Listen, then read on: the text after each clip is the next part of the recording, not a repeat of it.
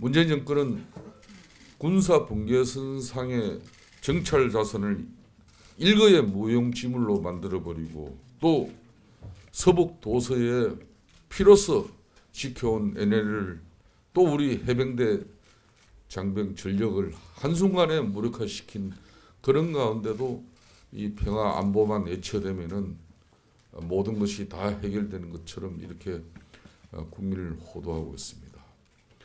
평양에 가서 미국에 가서 할 이야기는 왜 남북 정상회담을 마치고 한국에서는 왜 그 이야기를 안 했습니까?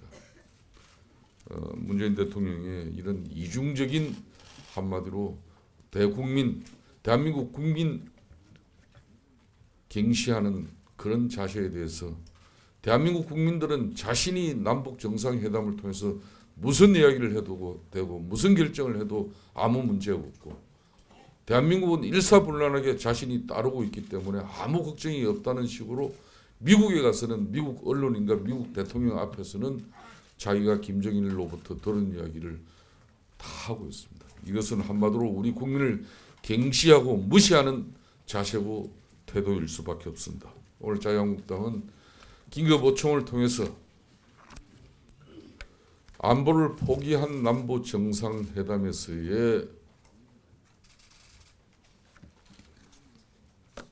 문재인 대통령의 그런 군사 합의서 내용을 대한민국 최고의 군사 전문가로부터 우리가 내용을 파악을 하고 또 우리가 입장을 가지는 좋은 계기가 될 것입니다. 아울러 심재철 의원실 압수수색에 대해서는 이거는 제1야당에 대한 강도 높은 탄압으로서 우리는 결코 자시하고 또 묵시할 수도 없습니다. 그렇기 때문에 오늘 어청을 통해서 우리의 결기를 결집시켜서 앞으로 대정부 투쟁에 나서겠다는 말씀도 분명히 드리면서 어총을 하고자 합니다. 감사합니다.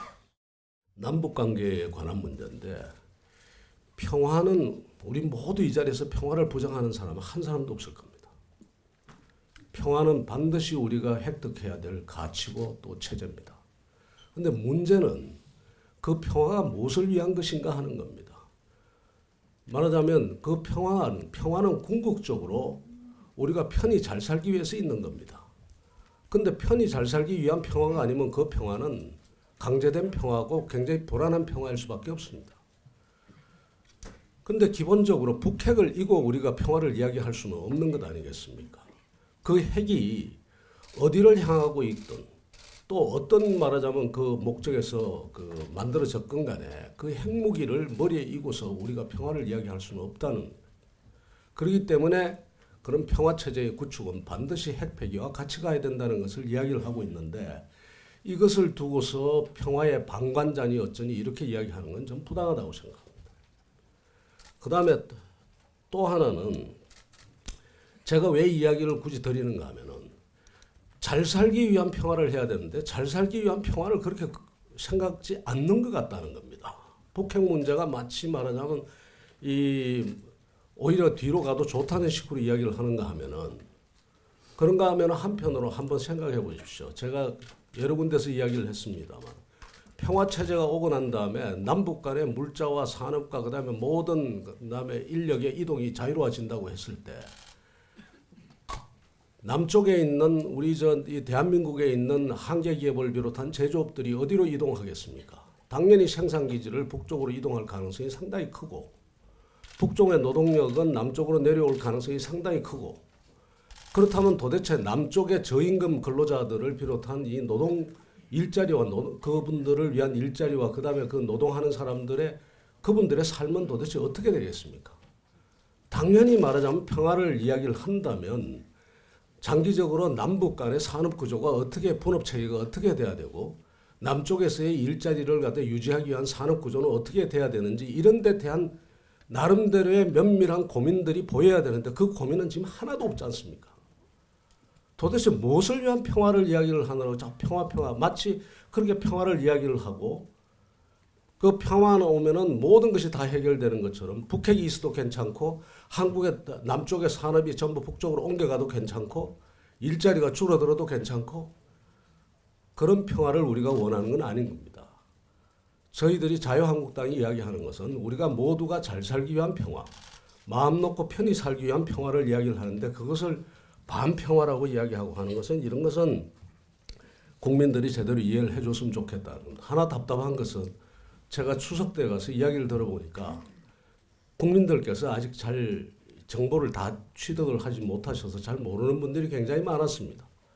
오늘 우리도 전문가의 의견을 듣겠습니다만 남북 간의 군사적 합의가 어떤 방향으로 이루어졌고 어떤 내용이 담겨 있는지를 모르는 분들이 거의 대부분이었습니다. 그러다 보니까 말하자면 일방적인 그 평화라는 그 말 속에 이 대통령 지지도가 올라가고 그러는 것 같습니다. 그런 점에서 우리가 국민들에게 설명해 줄 것들이 참 많다는 생각이 들었습니다. 하나만 더 말씀드리겠습니다. 대통령 말씀에 북한이 약속을 어기면 제재를 다시 하면 그만이다라는 거. 제 마음에 굉장히 걸렸습니다. 왜 걸렸는가 하면 지금 북한은 그냥 말하자면 하나의 그 철없는 개인이 아닙니다. 국가로서 나름대로의 그 체제를 갖추고 있고 정보력도 있고 그다음에 나름대로의 전략도 있고 다 있을 겁니다. 그러니까 그건 무슨 말인가 하면 자유민주주의의 작동 원리와 그다음에 선거라는 메커니즘, 선거라는 제도가 가진 그 메커니즘이 어떤 것에 대해서 너무나 잘 알고 그다음에 자유민주주의 국가에서의 권력 운영이 어떻다는 것을 너무나 잘 알고 또 그다음에 중국과 미국의 그 패권 전쟁이 어떤 양상으로 전개될 것인가를 너무나 잘 알고 그 속에서 그야말로 전략적이고 조직적으로 접근을 하고 있다는 감을 제가 받습니다. 틀림없을 겁니다. 그러니까 그 속에서 미국에 의한 일방적인 제재나 아니면 국제사회의 제재나 또 그렇지 않으면은 어떤 뭐 미국 쪽의 선제 공격이나 이런 것이 쉽지 않다는 것을 너무나 잘 알고 있을 겁니다.